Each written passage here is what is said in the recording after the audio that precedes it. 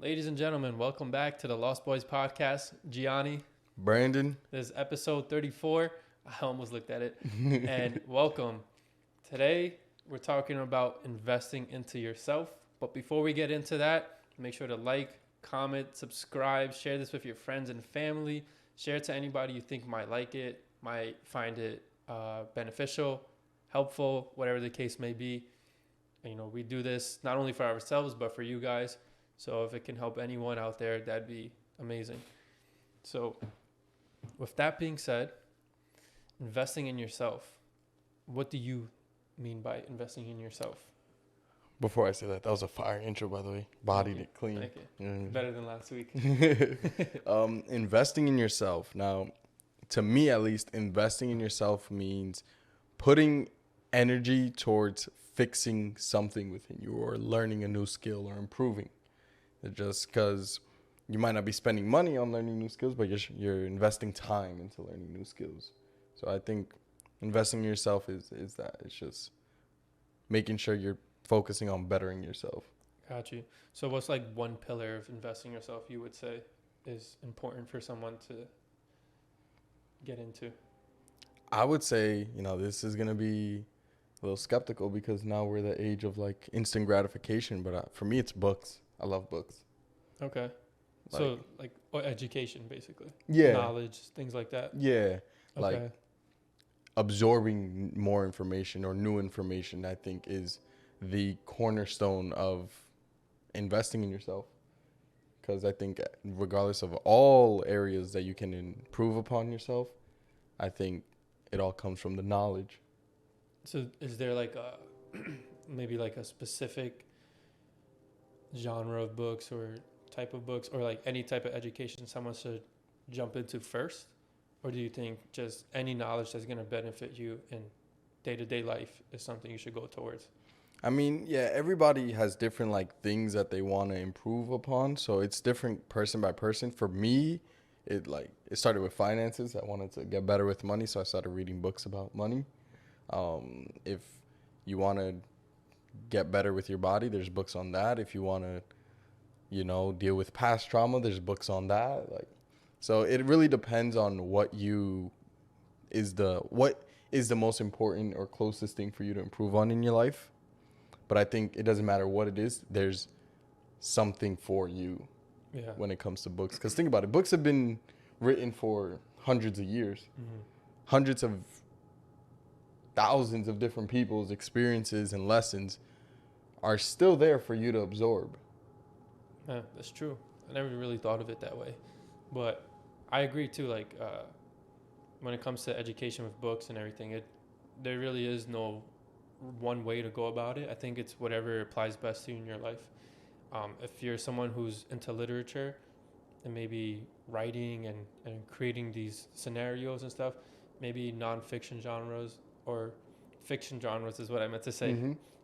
Is probably like good books for you to read because it's going to help expand your mind into creativity of like, oh wow, this is crazy. And then understanding like you're reading this and then at the end you realize, oh wait, it's just a fiction book. Mm-hmm. And then that kind of stuff you can start applying to your daily life, get better at that. Maybe autobiographies, you read about someone else's life, see how they went through trauma, pain, how they overcame, and then go with that. That also rhymed unintentionally. Mm-hmm. Wow, bars. But yeah, I agree. I think books is a great way to go about it. Do you think there's any other ways? Yeah, so besides books, I think the best one for me I'm gonna say the free one is YouTube. Before I got into books, it was YouTube. You can YouTube anything that you can think of, and somebody's made a video on it, or somebody's reviewing books on that topic, or somebody's, even if it's not going to be where you're going to get the direct source of information, it can be the source to help you find the right source of information. Mm-hmm. Before I did certain courses, I looked up reviews on YouTube about them. And I think YouTube is the best one because it's never going to be a set amount of information. You can always go and watch the next video and the next video and the next video, which is going to be a whole side conversation because then it leads to like analysis paralysis or paralysis by analysis. Yeah. So like obviously there's a grain of salt there, but you're not going to be bounded to like here it's an hour of information and that's all that it is. Like no, you can always go to the next video and go to different creators and see their aspects on the same topics. Yeah, 100%. That's for me, my main source is YouTube. I need to get better at reading books. I don't have the patience for it, probably because I'm on social media too much. I have that instant gratification mindset, which I need to fix. But for me, it's definitely YouTube. And even on YouTube, I'll find books. Sometimes I'll listen to a bit of it. But where I learn the most is through podcasts, which is why I like doing the podcast, because at least I know for me, it's how I retain the most information versus just hearing an audiobook. For me, my mind starts drifting off. So it's just background noise for my mind that's daydreaming. But when I'm watching a podcast, for some reason, everything just clicks and like I can withhold the information. So for me, mine is YouTube.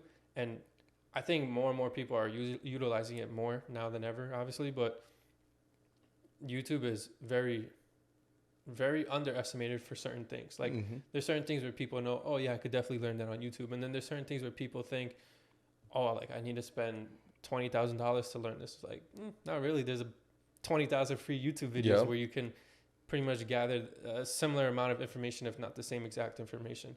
Obviously, not everything's going to be in YouTube, but also not everything's going to be in a textbook you read. So it's a give and take. But for me personally, I like YouTube. I think it's a great one and an easy one for people to start because it's entertaining, and then 2 or 3 costs $0. Yeah, I just had like as you were speaking, right? It dawned on me like the downside of absorbing information from YouTube is that you don't get a certificate from YouTube that says, "Hey, you've watched 3 million hours on auto mechanics," right? Yeah. What if YouTube built their own course system and had their own certifications? Send that boy his check, YouTube. Bro, send him that check, YouTube. Run me my money. Run me my money. Yeah, because like think about it.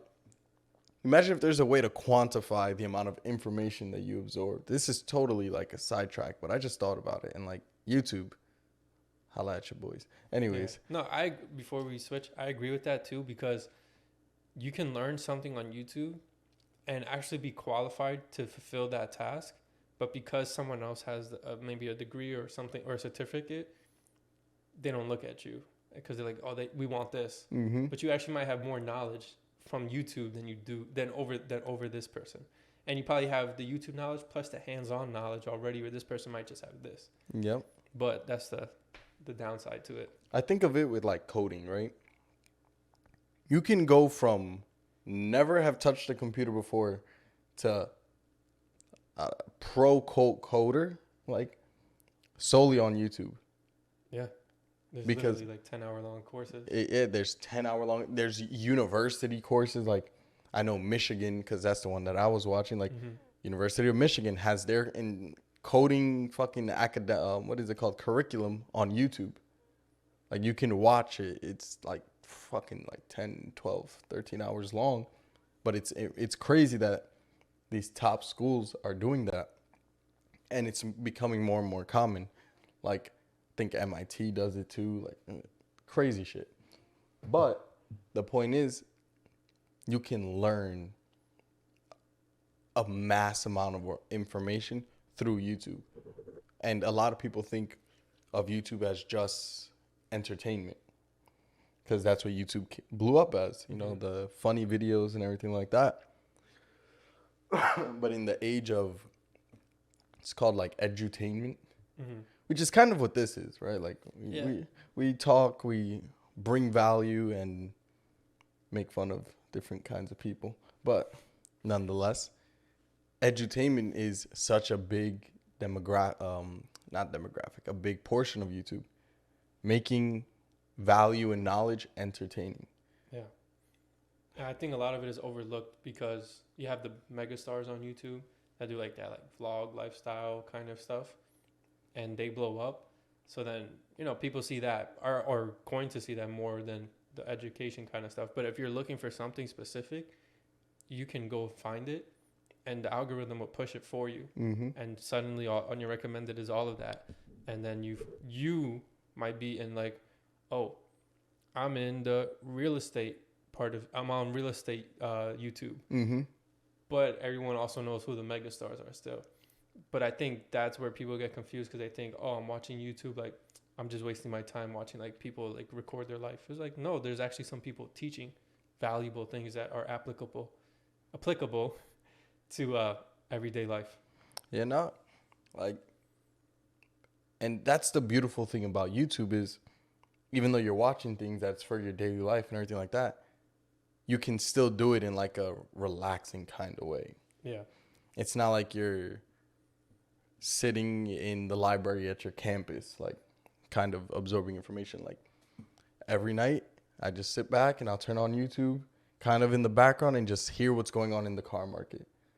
And in 15 minutes, I will have a 4 hours worth of newscast condensed, and I can tell you exactly what happened in the car market that day because of that. Yeah. Right?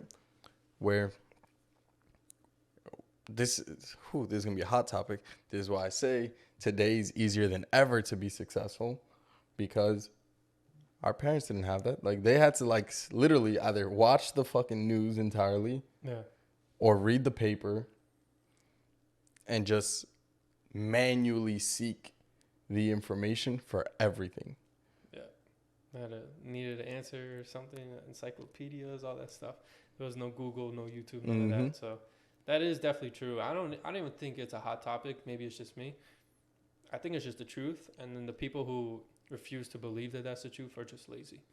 Agreed. It's just simple as that. If you refuse to believe that now is not easier to become successful versus before, it's like you're just lazy, because now you have the power of social media, and one video could change your whole life. Like you could wake up, you could post one video tonight, and tomorrow, that's it, your whole life has changed. It's true. Suddenly you're an influencer. Suddenly you're guru in this topic. Suddenly you're this, you're that, and all of a sudden emails are coming in, brand deals, money's just being thrown at you. So that can just change overnight. And even if it's not necessarily overnight, you could be putting in the work for 2-3 years, but then that one video pops off, everything changes. So the likelihood of it's still greater than it was before. Whereas before, I would say at least there was more luck involved. It was skill, being around the right people, things like that, with some luck. I think now it's very little luck involved. It's more just about going and get yours. It's true. And you do that by being relentless, building your skills, and investing in yourself. Yeah. Like, the more knowledge you have, the more value you could bring to people. And the more value you bring to people, the more value they'll bring to you in return. it's true. Because you're not going to give out value for nothing. At some point, you're going to learn that, okay, there's a valuable skill that obviously people seek. Now I'm going to create the demand for it. And so on. Well, there's already a demand for it. I'm going to put a price on it. Yep. Or we're going to go tit for tat. Because, like I said in our selfish episode, there's no such thing as a selfless act. It's true. Selflessness does not exist in this world. And yeah, I'll leave it at that. I agree. If you want to listen to that conversation, go back. I don't remember what number episodes. It's crazy that we're at a point in time where it's like, I just remember topics. I don't remember like episode number. Honestly, there's some topics I don't remember. I'm going to be completely honest. There's occasionally, I forget what it was. There was one time somebody mentioned it to me, a topic. And I was like, I talked about that? And I had to go back, and then I refreshed my mind. I was like, oh, shit, yeah, we did. And then I remember what we spoke about. But in the moment, I went blank. Well, I guess it comes. Hey, what? Doing it. I mean, I don't know. I don't have other people who have 200, 300. I don't have Joe Rogan near me to understand how he remembers every single episode if he doesn't at all. But think about it. I'm pretty sure he remembers the guest, but maybe not the entire thing. Yeah, not the episode number or anything like that. Yeah. See, 34 weeks in, I ain't remembering shit. I'm not gonna lie. Yeah. Like, I'm just, like I said, I can recall conversations. Like, I'll be like, yeah, we spoke about that. Oh, when? I don't fucking know. Like, Yeah. But no. But yeah, another source where you can get education from and invest in yourself that I think is really good is Just lost it. What was it that we had at work? Udemy. Udemy. Yes, Yeah. there you go. Udemy is a great one, in my opinion, because they not only do have everything, they also give you coursework. They can give you guidance. They go a little bit more into detail, I would say, than YouTube because you're paying for it. Yeah. So they're obviously making money off that too. I mean, they're making money on YouTube too, but the fact that you have to pay in order to see the video is the difference. So I feel like they give you a little bit more value. Obviously, not every single one's going to be good, but overall, you're going to find great information, new tactics, things like that. What Udemy has that YouTube doesn't is structure. Yeah. Ultimately, YouTube is going to have a little bit more fluff and information just because there's things like ads, there's things like you got to accommodate view durations and things like that. But Udemy, the courses you have there aren't going to have that necessary fluff, let's say. And they're not going to have ads, and they're going to be more structured. Lesson 1, lesson 1A, 1B, 1C, right? And on top of that, Udemy has not all courses, but like Udemy has quizzes and tests and things like that. So it's the next step up with structure, I would say. I've been using Udemy since the end of 2020, I would say. I started using Udemy, and for hundreds of different things. Everything from like if you want to learn social media marketing to mechanics to coding, like you can find it on Udemy. Yeah, you literally find anything and everything for the most part, at least in my experience. Agreed. Anything I thought of or came to mind, I searched it up in Udemy, I ended up finding it. Also, this episode is not sponsored by any of these fuckers. It's true. So Facts. if you want to sponsor though, hit the email. Come on, son. It's in the description. You know, so. But yeah, I think Udemy is another great one. And there's a bunch of them similar as well. Like Coursera is another one. Skillshare. Skillshare is another one. There was what's the other one I'm forgetting? There's LinkedIn. LinkedIn has courses. LinkedIn Learning. I don't know why I was about to say MySpace. There's one. Masterclass is another one. Masterclass. Yeah, I forgot about that. Yeah. Masterclass, you could find stuff like if you're into music too, like how to produce, things like that. I saw an ad for it on YouTube. Fucking this guy Ninja has a masterclass now on Twitch streaming. Smart man. Like building an audience and everything like that. Like, yeah. So, and I've watched a masterclass on what is it? It's like it was something on speaking, and it was like how to measure the room and like whose opinion holds the highest, like understanding the conversation. Like it was really, really interesting. Yeah, Masterclass is good too. I feel like there's one more that I'm forgetting. Maybe that's all of them, at least to my knowledge. Facebook has one too, actually. It's called Blueprint. Okay, I didn't know that. Yeah, but so Facebook's Blueprint is a course system for all the different branches of Facebook. Okay. It's really interesting. So like Facebook ads is one, like I think like Facebook engineering is one. Like there's a lot of different ones, but it's dope. Okay, I know Google has some things like that too. Like they have certifications for analytics, Google Analytics. They have a whole bunch. I don't remember all of them. I know they have like coding and marketing too. Yeah, they have a couple. Google Ads as well. Even YouTube has some for like YouTube ads and things like that. So you can find like all of that. No matter what it is, there's information out there. Yep. Period. Like, look, something you should understand is these businesses, right? Let's take Google, for example. Google realized, hey, if we teach people how to use our platform as their marketing service, that's going to get and keep more people on Google. So what was the next evolution of that? Hey, if we don't charge for it, that means more people are going to take the course. Ooh, I just hit this mad hard with my chin. It means more people are going to take the course and more people are going to use the service. So then across the board, you have all these different platforms and services and businesses that are freely giving out this information to keep you on their platform. But part of investing in yourself is like thinking outside the box, and it's like the average person, the everyday person is not going to go out and learn Facebook ads and TikTok ads and all these different ads, let's say, because remember, most people don't do what it takes to succeed in the first place. So if you do that, you're just aiding yourself and bettering yourself and putting yourself above the competition. Yeah, 100%. And that just goes back to what the main topic is, just investing in yourself. Because overall, it doesn't matter where you invest yourself, where it is that you're investing into yourself. It's a matter of just at least invest into yourself with one thing. Yeah. But you should always be investing into yourself 100% of the time, all the time. There should never be a moment where you're like, oh, I'm good enough. That's when everything's going to go tank. Mm-hmm. And like always, back to the gym. Mm-hmm. But even if you're working out, like invest into your physical health. Invest into, a gym membership. Okay, I'm going to go work out.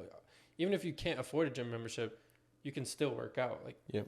You can work out in your house. You can work out in a park. You can work out like anywhere outside, pretty much. Trust me.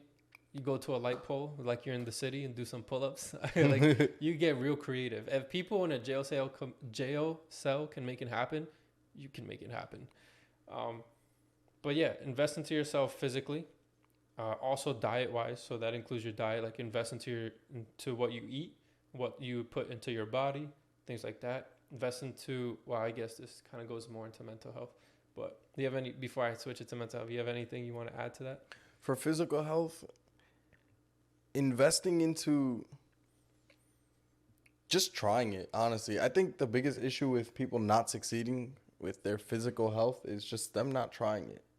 And not trying it and not sticking with it long enough.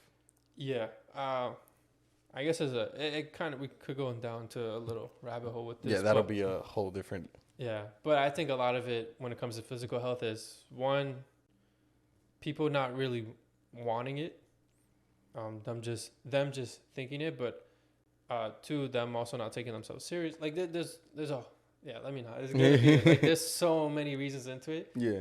And not even reasons, they're excuses, but there's so many for it. And trust me, life's greater on the other side. So if you can get into the gym, you can afford a gym. If you can afford a trainer, get a trainer. Like, again, not every trainer is going to be a good one. So don't let one dictate your experience with all of them. If you need to, try a couple if you can afford it. If not, YouTube. Yep. Trust me, you type in YouTube at-home workouts, beginner workouts, this workout, you're going to find a million workouts. And, like, just play around, just try them. Just do one a day, then build up. And then eventually you get better, you get good, and then you start building the lifestyle. And the lifestyle is what you want. Not so much, yes, you want the results. The results are going to come eventually. But if you try to shortcut the results and speed it up through whether it's performance-enhancing drugs or, like, these crazy, weird fad diets, like eating, I'm going to eat 800 calories a day for a whole month. Like, that's malnutrition. Don't do that. And just doing those things, like, that's not going to create the lifestyle. Sure, you may get the result you want, but then give it 2-3 months and you're going to be right back where you were. And then you're going to be like, oh my God, it's so hard. It's like, it's not that hard. You're just trying to take a shortcut versus taking the long way, which is the right way.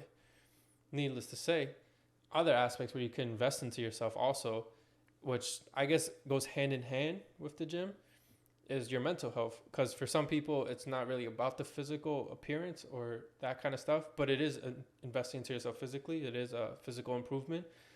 It's also a mental improvement for a lot of people in the gym. A lot of them go there to clear their mind. A lot of them go there to escape from whatever reality they may be living in. And it's almost like a meditation to them, which was my other part that I was going to bring in. Invest into your mental health through meditation, maybe a religion, find prayers, find something that is going to give you purpose and pursue that. It doesn't matter if it's a little fucking pebble on the floor. It doesn't matter which God you think is right, which religion you think is right, whatever it is you think is right. If that's going to make you a good person, give you purpose, allow you to be a good human and not hurt others, by all means, go do that. And a lot of people neglect their mental health as well. And they push it until eventually it pops. And then it's like, now they play the victim role. We're like, oh, it's this is Yeah. that person's fault. It's this person's fault. It's like, no, it's your fault. We all experience shit in life. Sure, some is greater than others, some not as big as others. But Mhm. needless to say, we all go through things. We experience things, and if you're not investing into yourself physically, with education and your mental health, like, don't expect things to just suddenly become beautiful and Yep. sunshines and rainbows. Like, no, you have to put in the work for it. No one's happy 24/7. Everyone knows there's a day where we're all going to die. I don't care who you are, you're going to die at some point. It's undefeated. Yeah, and there's nothing you can do about it. Leave that sad day for then. Sad days are gonna come whether you like it or not. You're not always gonna be happy. So leave the sad days for that time. Stop being sad now. Obviously it's easier said than done, but work on it. Yep. Work on being at peace and not content, but at peace or happy with where you are right now. Focus on it as a day to day. And when the sad day comes, acknowledge it, accept it, understand why it's happening, then move past it. And then that's life. It's a cycle. Sad days are inevitable. It's Yep. going to happen. But if you're not investing into yourself to be able to get through those times, then you're not going to get through those times. Or if not, you're going to just prolong. It's true. And having those sad days, which plays a huge part on your mental health, a big part of your mental health is understanding if you have a sad day, right? And you have another one, and you have another one. It's like, all right, just like happiness doesn't last forever, sadness doesn't last forever either. Investing in yourself could be taking the time to just say, what am I doing? Why am I so fucking sad all the time, right? And then using that to really dive in and understand the processes that you have going on in your life and thinking, oh man, maybe I'm really sad because I don't sleep enough and I'm surrounded by people I don't really like, and maybe I have bad habits I don't like, or maybe I'm just tired of eating shit food. Like there's a million reasons why you could be sad, right? But you won't know what they are or how to fix them until you take the time and invest into yourself to find the catalyst for your sadness. 100%. And that goes perfectly into the next aspect too, where it's like invest into your social circle. Oh yeah. That doesn't necessarily mean throw money at them. That's not what I'm saying. I'm saying be selective of who you bring around you, because they're going to have an impact on your life, whether you believe it or not. It is the truth. Like if I surround myself with people who have a strong mindset and are constantly getting after theirs, if something sad happens to them, they can acknowledge it. They can understand why it happened, or maybe if they don't understand why it happened, take the necessary actions to get through it, move on, and keep life going. Mm-hmm. And if you surround yourself enough with those kinds of people, you're not gonna want to be that person who sits in the corner and sinks in. You're gonna have that mentality where like, okay, I need to fight through this. Yeah. Life is teaching me a lesson right now, and I need to understand why. And the only way I'm gonna understand why this is being taught to me is if I try to get through it. If you're religious, people always say like, they ask God for like the answers or the reasons why things are happening. And then, in the religious aspect where people are in that, they'll say like, oh, but then like this and this is happening to me. It was like, well, maybe change your perspective on it. Yep. It's like, maybe that's happening for reasons so you can learn why it's happening. Yep. But if you never try to learn, then how do you expect to ever get through it, And that a lot of that plays into who you're around. If you're around people who are sad 24/7, I'm sorry, but you're probably going to be the next person to become sad. Or if something happens, it's going to be real easy to find that comfort in sadness. And I'm not saying those people shouldn't have friends, but what I am saying is you should be more selective with who you allow to be close to you. Me personally, I don't want to live a sad life. Therefore, I don't want to hang out with sad people. Yep. And maybe I'm a dick for it, sure, but it's the truth. I'm not going to sugarcoat it. I'm not going to lie. If there's somebody in my life who's sad 24/7, can never be happy, and everything's just dark, it's a turn off. I don't want to be around you. I have to invest into myself and cut you off. Exactly. Remember, you are a product of your environment. Your environment breed. Imagine the social world as being contagious, right? It's like a very contagious disease, right? It can be very bad or it can be very good. And I'm sorry, I cut you off, by the way. No, you're good. But I think that's something important to say is like cutting people off is definitely an investment into yourself. But imagine social settings being like a contagious disease, right? On one end of the spectrum, you can have people like that are just super sad and always negative and always gloomy and always down, right? Yeah, at first it might not bother you, right? Like, oh, yeah, but you're a cool person, right? Eventually, let's say you're in a really good mood and this person's sad. It's like, fuck, right? It's going to like dampen your mood a little, right? But eventually, it's the repetition of that can rub off on you, and it's not allowing you to be as like, let's say, as happy as you could be, or having to tend to something instead of being able to enjoy maybe something you earned. But on the flip side of that coin, imagine if you hang out with 5 people, right? And these 5 people every day, they go at it, they're hustling, they're working hard, they're healthy, and they're happy, right? Well, guess what? You're going to have days you're going to wake up, you're not going to want to hustle, you're not going to want to go to the gym, or you're not going to want to work on your business or something like that, right? But guess what? You know that those 5 other motherfuckers are going to do it, right? So guess what? You're going to pick up and do it too. Just that. And it's honestly not even so much as like, oh, I got to do it because they're doing it. It becomes sort of subconscious. Yeah, it like, becomes a mindset. Yeah, your mindset is, we got to get going. They're all doing it. If you want, one of the biggest benefits of surrounding yourself with people who are better than you, keyword better than you, in whatever it may be, is we as human beings do not like to be in last place. If you feel like you're falling behind, like if I wake up and my 5 closest people are all succeeding, guess what? And I'm not, I'm waking up extra early the next day because I will not be the motherfucker that gets left out. Yeah. That could just be the toxic competitiveness in me, but like, that's the way it should be, though. Yeah, like, I don't think it's toxic. I think it's good. Literally. Yeah. Like, who you surround yourself with can be either one of those two. Either you're gonna let the sadness cling on to you, or you're gonna let the want to be happy and want to succeed in X, Y, and Z cling on to you. Yeah. And when I say this too, I'm not saying like, oh, these people can only be happy. Like, great, like we're humans. We experience emotions. We're gonna have days.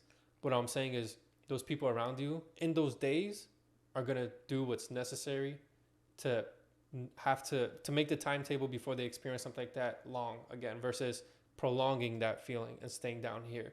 They experience it today, but tomorrow they're back on track. They experience it this week, but for the next 2 months, they're back on track. Not, I experienced it today, I let it affect me tomorrow, 2 months later, I'm still down about the same thing. That's not who you want to be around. Yeah. That's not what you want to be around. And that's what I mean by invest in your social circle. You want to be around winners. You want to be around people who are succeeding, or thriving for success, or ambitious, and are just have a goal and are trying to achieve something with their life and make something of themselves. You don't want to hang around a bunch of losers. Hang around, like you said, you hang around with 5 losers, you're going to be the 6th loser. Mm-hmm. Hang around with 5 winners, there's a good chance you're going to become the 6th winner. It's true.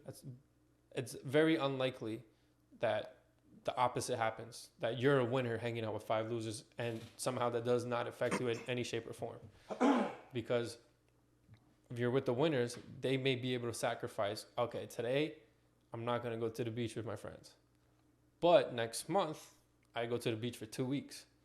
Whereas the other way around, they might be like, fuck it, I'll just go to the beach today, experience that one day, but then don't go to the beach for the rest of the summer. Yep. You know, it's perspective. Were you going to say something? Yeah. I was going to say that I lost my train of thought now. I like this example, right? The ice cream example. Where it's like, let's say you surround yourself with, I always use the example of 5, but let's say your 5 closest friends are all ice cream experts, right? And every time you hang out with them, you guys talk about ice cream. So well, guess what? You guys met up on Friday. Oh, there was a lot of ice cream talk. You met up on the following Saturday. A lot of ice cream talk, right? Eventually, you're being in those conversations, you're going to learn a thing or two about ice cream. And guess what? random day, when somebody asks a random question about ice cream, you're going to know the answer to it. You're going to be ready for the opportunity. Ice cream is just a metaphor here for insert anything you want to get better at. I love talking about money. I love learning new things about how people handle their finances and businesses and everything like that. So I surround myself with people who are like-minded and want to better themselves and are constantly learning about money and are good with money and so on and so forth. It just goes back to that, like, friends are, and I use friends loosely because friends could be family, friends could be cousins, friends could be random people you met at the fucking gas station, right? Like, who knows? Like, one of my favorite things to do whenever I'm at the gym is when I see somebody with a nice car, oh, yo, what do you do for a living? Like, things like that, right? And now you become cool and associate with these people, and you start learning, like, all the different opportunities that there are, like, whether it's car rentals or diamonds or something like that. Like, you open yourself up to those conversations and those opportunities. That way. 100%. And another aspect, and this, I guess, falls all under the umbrella of just investing into your health, because I feel like there's so many branches to just health. Health is too broad. Because another aspect of that is investing into your emotional being and well-being and health. And what I mean by that is, okay, let's say you are that sad person. Well, then what are you doing to fix it? Mm-hmm. If you're just dwelling on it, if you think maybe doing drugs, drinking, partying, if you think running away from the problem is going to fix it, it's not going to fix it. That's not investing into yourself. That's actually creating a new problem. Exactly. However, if you want to fix it, and let's say maybe you don't have that circle where you can express that to, and you can have that circle with people who really want the best for you and try to get you out of it, well, then go to therapy. At least go talk to someone about it. If you don't have anyone to talk to, if you don't have like your boys, parents, whatever the case may be, you're lonely, it's just you. Go invest into a therapist. Pay somebody to just hear your thoughts, let you vent, hear their perspective, have them question your reasons and your thoughts, so that you can come and formulate the answers you need to formulate to get through it, and so that you don't ever have to experience it again. Or if you do experience it again, you know how to overcome it going forward. It's no longer something that's going to put a stop in your gas pedal or whatever. And that's another aspect, like invest into your emotional health. I also think you should invest into your spiritual health, whether that's through religion. When I say invest, and when we say invest, it doesn't always have to be monetarily. Yeah. It's not necessarily that. It's just putting time and effort into something. Time, attention, and focus. Exactly. Into something that's going to benefit you in the long run. And again, with spiritual, it could be religion. It could be meditation. It could be whatever it is, feeling more grounded, feeling connected, like whatever the case may be, whatever works for you and you find the best results in, invest into that. Meaning invest your time into that. Learn more about it. Learn how to get deeper into it. Understand it more. Try to become better at it. Obviously, no one's perfect. You're not going to be perfect. That's something I need to learn too. Like, I'm not going to be perfect at this new thing I'm doing, which I haven't told you guys yet. But I'll tell you off camera. I know I'm not going to be perfect at it. However, I am going to strive to be perfect at it.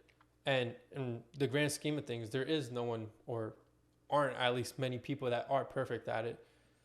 But that doesn't mean I shouldn't try. I shouldn't wait till I'm perfect at something to then apply it. Yeah. You just throw it. Sometimes you just got to dive in head first and figure it out later. Like, you figure it out as you go. You just jump in and figure it out as you go. I don't know how to swim. I jumped in somehow. I fell in. Well, I got two choices. Either live or die. Yeah. And I'm not going to die. So I'm going to figure it the fuck out. And it's that simple. Like, again, simple but not easy. Yep. But, you got to invest into these things in your life. So, like education, mental health, spiritual health, physical health, emotional health. Like, all these things all play a role into who you are and to the quality of the life you're going to live. So why are you treating it like it's not important? It's extremely important, and you should be taking it serious. That was sauce right there. Like, all together, they make up, like you just said, whether it's social interaction, physical, mental, financial, because I do believe finances plays a part in your mental health. 100%. The more money in my bank account, Yeah. the happier, more comfortable. Let me say the more comfortable I am. Like, Yeah. but all in all, there's different aspects to just being healthy Yeah. or just being better. I always think of it as like buckets, right? You have a few buckets, and one of them is mental health, right? One of them is spirituality, right? Another one is finances and physical. I don't know if I said physical already. But like, there's like the different aspects, right? And you only have so much time and attention. And this is why I'm glad you pointed it out, that investment doesn't only mean money, because it's like you only have 24 hours in the day. Elon Musk only has 24 hours in the day. Nobody has the cheat code for more time, right? Mm. But so you have to use those 24 hours very, very meticulously. Like, all right, I put a lot of time towards, my physical health.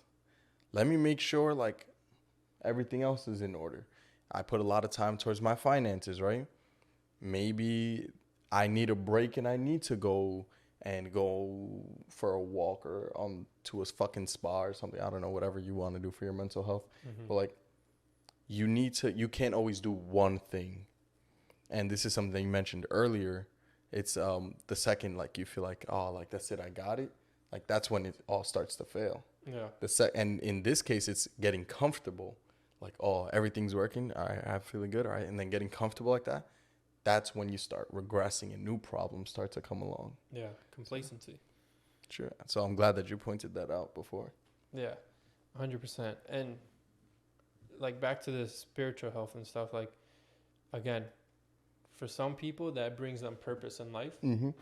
And for some people, that purpose is all they need to live a good quality life.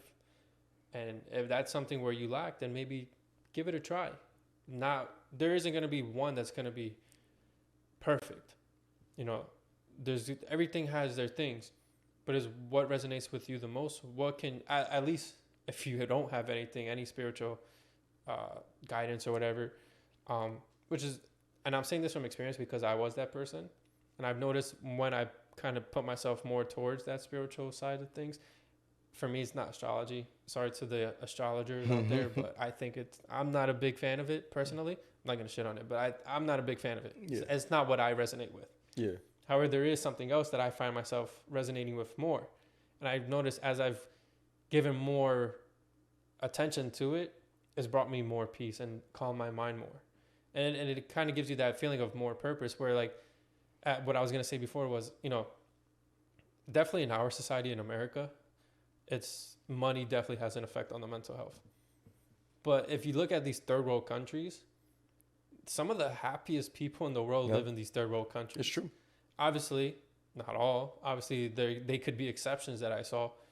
But there's some really happy people in third world countries who live a life that they're content with, and it's quality, and they live to like 100 years old. Oh, yeah. Living in the hills in the middle of nowhere with no electricity or stuff like that. And it's like, how are they doing it? But we have people dying at 35 years old from a heart attack over here. Like, something is not right. And it's because sometimes we're just so focused on one thing that we neglect all those aspects of life that we need to invest into ourselves, where those people aren't. They're not neglecting that. They're investing into their emotional health. They're investing into their mental health. They're doing the things necessary to keep them living a quality life. And it's like, even in DR, right? Like, look at our great-grandmother. Our great-grandmother is still alive. Mm-hmm. Our great-grandmother, not just grandmother, great-grandmother is still alive and walking today. And she walks and gets her own groceries. Yeah, and it's like, that speaks to something. Mm-hmm. And when you look at her, like, again, I'm not super into her life, but I can tell that she definitely works on her spiritual health. She's very religious.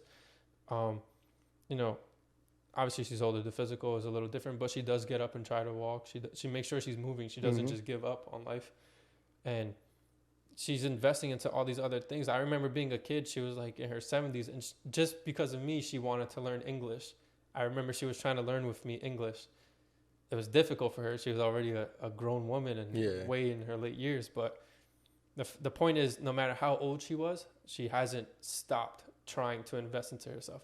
At 75, at 80 years old, she was trying to learn English. Like, why does she need to learn English? Mm-hmm.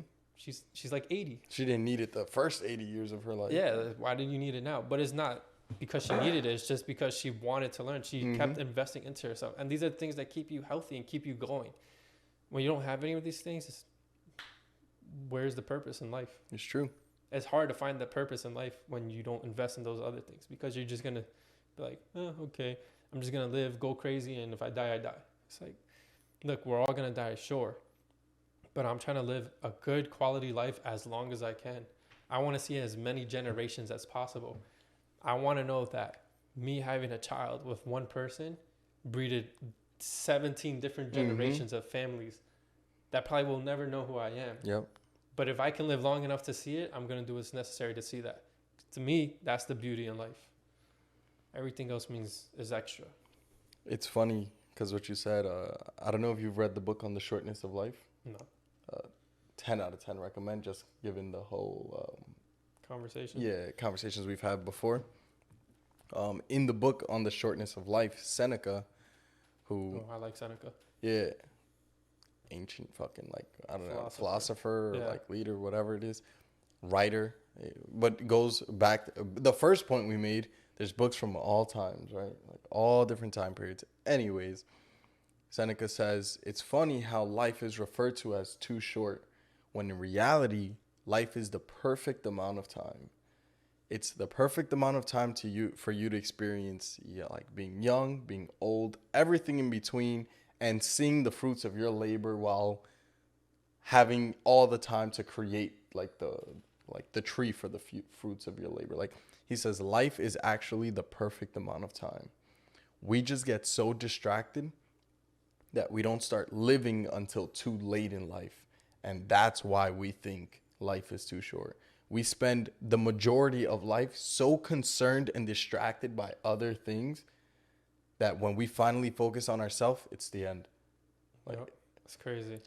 And that's definitely apparent, in at least in American society. Like, think about it. People work from anywhere from teenagers for some people early 20s till 65, 70, if they're lucky to retire. Some keep going past that. There's people in Congress that are like 90. Mm-hmm. I mean, I think that's more by choice, but needless to say, they're still working. For what? True. You know? Look, you've heard of a midlife crisis, right? They say men have their midlife crisis. The thing about a midlife crisis is that it's not something that happens at like 40 or 50 where guys all of a sudden start buying cars and houses and shit. No, that's the beginning of that man starting to live. Like he's always wanted these cars, so he goes out and buys them because that's the point in life where he can finally afford the things that he wants. Yeah. But it gets referred to as a midlife crisis. Yep. 100%. Yeah, I don't know. I think I kind of aired out everything I had to say. I know, we touched on a lot of sauce right there. Yeah. Is there anything else you want to touch on? Any other aspects of improvement and investments? Pick up some skills. How was it worded? Competence breeds confidence. We've said this before on the podcast. Competence breeds confidence. Confidence breeds No. Competence, I think, leads to accomplishments, which then leads to confidence. Mm-hmm. I don't know. It's those three words in some type of order. Yeah, I know it starts with competence. So. Yeah, I have to double check it, but I think it's competence leads to accomplishments, which then leads to confidence. Yeah, just invest in yourself, get better, learn some skills, learn yourself. It takes time to learn who you are. Yep, 100%. I was going to say something else, but I forgot, and we're good. We said enough. That was a lot of sauce right there. That being said, it's episode 34 of the Lost Boyz Podcast. I hope one person at least took something from this and can apply at least one aspect of their life. Can I at least apply one investment into their life Mm-hmm. and just start from there. You don't have to jump into everything at once. Just start with one and then work your way there. You're not going to be perfect. It's not going to be easy, but the key is trying, because that is what we're here for. Like, at the end of the day, we're going to be gone. So you can have two choices. You can either go live like a maniac and die living like doing the dumbest and craziest things in the world, or you could feel like you fulfilled a purpose in this world and did something for the world and die that way. So I'd rather do option number 2. Option number 1 doesn't intrigue me. Maybe it does for you, to each his own, but that's just me. So yeah, with that being said, episode 34, we'll catch you on the next one. Make sure to like, comment down below what you think, if you agree, maybe other aspects that you think people can invest their time and efforts into that maybe we didn't touch on. And yeah, we'll take it from there. Share it, subscribe, like, comment, all that good stuff. We'll catch you on the next one. Peace. Peace.